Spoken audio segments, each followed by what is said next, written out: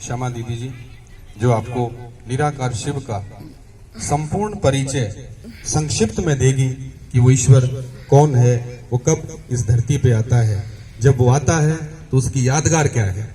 इन सब प्रश्नों को स्पष्ट करेंगे हमारी आदरणीय श्यामा दीदी। मैं चाहूंगा हमारे दीदी के लिए जोरदार तालियों से उनका अभिनंदन हो, उनका स्वागत हो, तभी हम सुनेंगे हमारे आदरणीय श्यामा दीदी से। ओम शांति। आज की इस सुंदर सायकाल सभा में हम उस शिव परमात्मा के अवतरण दिवस पर संगीत संध्या का आनंद ले रहे हैं, क्योंकि अभी बैठे बैठे विचार चल रहा था कि आजकल बर्थडे पे केक, एनिवर्सरी पे केक, पता नहीं कितने दिन मनाते और केक लाए जाते हैं घर पे, सेलिब्रेशन की जाती है। उस परमात्मा पिता का यादगार जन्म उत्सव मनाने के लिए हम आज आनंद वाटिका में इकट्ठे हुए हैं, क्योंकि आज सबका जन्मदिन मनाते हैं, लेकिन परमात्मा जो पिता है हमारा, क्या उसका भी कभी जन्मदिन मनाया? क्या कहेंगे, मनाया कभी जन्मदिन? आजकल माँ बाप बुजुर्ग हो गए, फेसबुक पे देखते हैं बच्चे उनके एनिवर्सरी मना रहे हैं, केक काट रहे हैं, कभी बर्थडे मना रहे हैं, 80-80 साल के हो गए। तो परमात्मा जो पिता है हमारा, क्या उसका कभी हमने जन्मदिन मनाया? नहीं मनाया। तो वो पिता कौन है, उसका जन्म कब होता है, कब वो इस तरह पे आता है? क्योंकि कभी तो वो था जिसको ये सारा संसार याद कर रहा है, जिसको वो सारा संसार पूछ रहा है, उसका भी तो कोई स्वरूप होगा, उसका भी तो कोई नाम होना चाहिए। तो उसके बारे में परिचय कि परमात्मा कौन है, परमात्मा कहाँ रहते हैं, परमात्मा कब आके मिलते हैं और वो करते क्या हैं, कैसे हम उसके साथ अपना संबंध जोड़ें। तो आज किसी से मिलने जाना होता है तो हम 5-6 बातों की जानकारी लेकर उस व्यक्ति से मिलते हैं। फिर एक बार मिल लिया तो कभी जिंदगी भर भूलते भी नहीं हैं। लेकिन आज सुबह शाम उस भगवान की पूजा भी करते हैं, फिर एक शिकायत क्या करे, वो याद ही नहीं आता, भूल जाता है। तो इसका कारण क्या है? ये कारण है क्योंकि उसके रूप को नहीं जानते, उसका नाम नहीं पता। अगर नाम पता हो तो कभी भी उसे भूले ना। तो परमात्मा वो जो सबसे ऊंचा हो, उससे ऊंचा कोई भी नहीं। परमात्मा माना वो परम है, ऊंचे से ऊंचा है, उसे ही हम परमात्मा कहेंगे। तो परमात्मा का नाम सदाशिव जिसे कहा गया, सत्यम शिवम सुंदरम कहा गया, जिसकी यादगार में महाशिवरात्रि मनाई जाती है। क्योंकि महाशिवरात्रि यही त्योहार है जो साल में 2 बार मनाया जाता है, और कोई भी त्योहार, नवरात्रि या शिवरात्रि, यही 2 बार साल में आते हैं, बाकी और कोई भी त्योहार 2 बार नहीं मनाया जाता। तो परमात्मा शिव जो है वो ऊंचे से ऊंचे हैं, इसलिए उन्हें सदा शिव कहा गया, कभी भी उनका नाम बदली नहीं होता। शिव माना कल्याणकारी, वो आके सबका कल्याण ही करते हैं, कोई कैसा भी है तो भी उसका कल्याण। इसीलिए दिखाया गया, किसी ने भी शक्ति प्राप्त की, अगर रावण ने भी शक्ति प्राप्त की तो शिव को याद किया, श्री रामचंद्र जी ने भी शिव को याद किया, और देवियों के लिए भी कहते हैं शिव शक्तियां, उन्होंने भी उस शिव से शक्ति ली। तो उनका रूप कैसा है, शिव का स्वरूप कैसा है? क्योंकि हम सब आत्माएं हैं, आत्मा एक ज्योति बिंदु है जिसका यादगार आप सबको तिलक दिया गया है। अगर हम अपने आसपास सबको देखें तो सबके माथे पे एक जैसा तिलक दिखाई दे रहा है। तो यही हमारा रूप था, एक तिलक स्वरूप, एक ज्योत स्वरूप। ये मेरा मूल है, आत्मा ज्योति बिंदु है, तो आत्मा का पिता परमात्मा वो भी ज्योत स्वरूप है। तो उनके रहने का घर कहाँ है? इसके बारे में भी कंफ्यूजन हो जाता। कभी कहते हैं वो सबके अंदर वास करता है, लेकिन जब कोई दुख तकलीफ होती है हमारा इशारा ऊपर की तरफ जाता है कि उसको याद करो। तो कहने का मतलब भगवान अंदर वास करता है या ऊपर वास करता है? हाँ, अभी आश्रम पे कोई आवे सद्भावना भवन आके पूछे बहन जी कहाँ है, तो यहाँ का एड्रेस बताएंगे कि आनंद वाटिका में है। इसी प्रकार परमात्मा कहाँ वास करता है, जब उसका प्रॉपर हमें एड्रेस पता होगा तभी तो उससे मिलन मना सकेंगे। तो उससे परमात्मा कहा, ऊपर वाला कहा, कभी नहीं कहा तेरे अंदर वाला।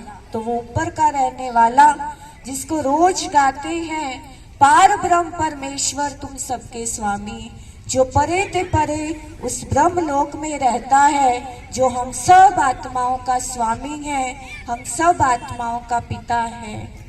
तो उनके आने का समय कौन सा है? आज हर किसी के घर में आने का टाइम है। हाँ, अगर जॉब पे जा रहे हैं तो दोपहर को इतने बजे आएंगे, बिजनेस में है तो इतने बजे आएंगे। तो भगवान का भी तो कोई समय होना चाहिए ना। ऐसा तो नहीं हर युग में आया। अगर हर युग में आया तो आज इतना दुख तकलीफ संसार के अंदर ना होता। वो परमात्मा पिता ने वायदा किया कि जब जब धर्म की अति ग्लानि होगी तब मैं भारत में आऊंगा। तो अभी हम क्या सोचते हैं, वो समय चल रहा है या नहीं? महाभारत युद्ध में दिखाया गया, दो भाइयों की लड़ाई हुई, भगवान को इतना संदेश देना पड़ा।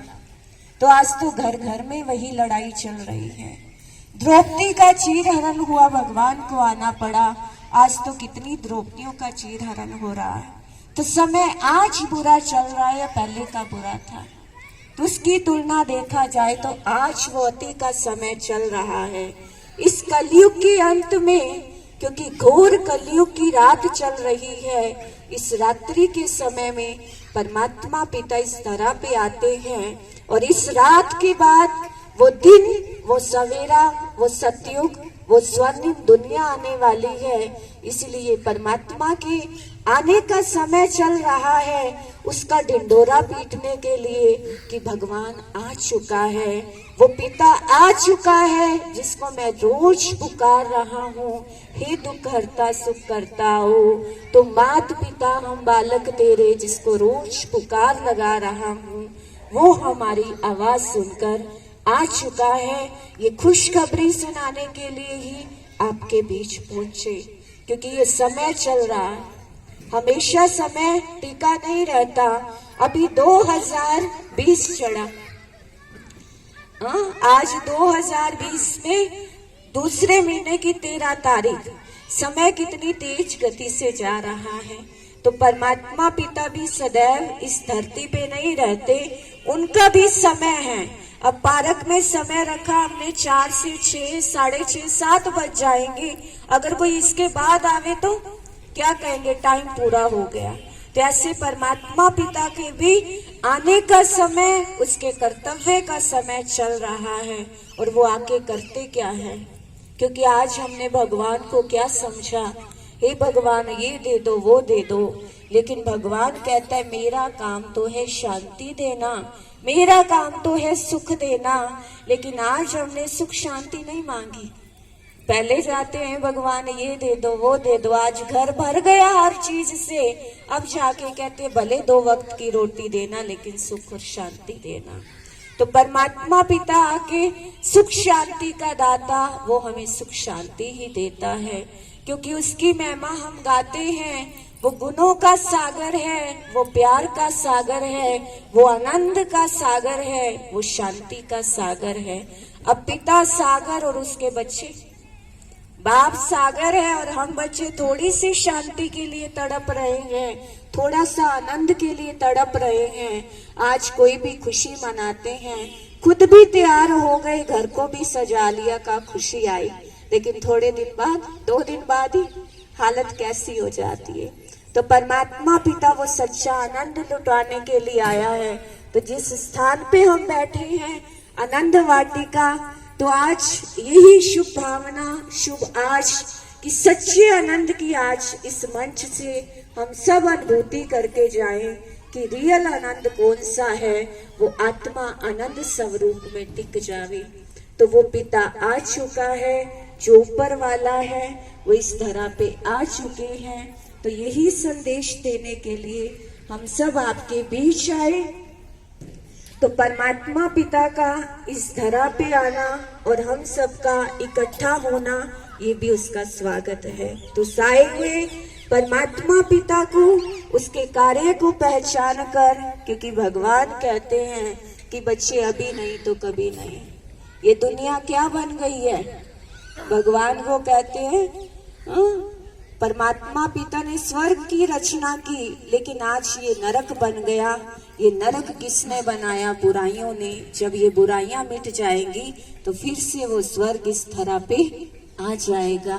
तो आगे भी हम गीतों के माध्यम से सुनेंगे। अपने मूल को पहचान कर, अपने मूल गुणों को पहचान के अपना नाता उस शिव पिता के साथ जोड़े। यही एक शुभ भावना, शुभकामना इन्हीं शब्दों के साथ। ओम शांति, ओम शांति, ओम शांति।